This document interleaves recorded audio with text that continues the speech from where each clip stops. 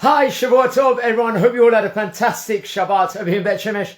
It was very good and very interesting. We're starting page 160 of Masechet Bava Batra as we're coming into a new week. Hopefully a fantastic week, Be'ezras Hashem, for the whole of Am Yisrael, and a Chodesh Tov and Barak to everyone. Hanukkah is 25 days away. We are in Rosh Chodesh Kislev, one of my favorite months personally, and very, very excited. I've got to be careful on the donuts because highish cholesterol means I've got to be careful with what I eat. But very interesting, in today's page, we're careful within regards to documents, and we're going to be introduced to something called the tied documents in today's page, which took effect when people were taking loans out, for example, or God forbid, people would want to get divorced back in the Talmudic times, in the Gemara time period, that there was a special document in that period called the tied document, which is not a document we use in modern day, but it was very much used in those days. So what was the purpose of this specific document, friends, over here?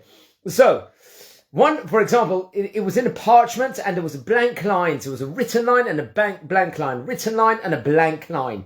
So this made, let's say, if you wanted to execute this document or carry this through, like God forbid if there was a divorce or something, it will be a much longer procedure. So what's the purpose of this? Because now we know there's people out there that want to separate, or people want to do documents or whatever it might be. They want a straightforward process. But in those days it wasn't. Why was this? Because Kohanim, the priests, they could get angry quite quickly, and out of rashness or quickness, let's say they want to leave their wife, the Kohen does, the priest does. If there's severe consequences, if they would want to do that, how is there consequences? Because a Kohen cannot get remarried to a divorcee, even his own wife. Say he got divorced to his own wife, and then he regrets it and he wants to remarry her, he can't do it anymore, according to the sages. So that would be problematic. So in order to combat this, and to, let's just say, if the Kohen wants to act in a very quick way, so in order to cool him off, and to let him think about the consequences of everything,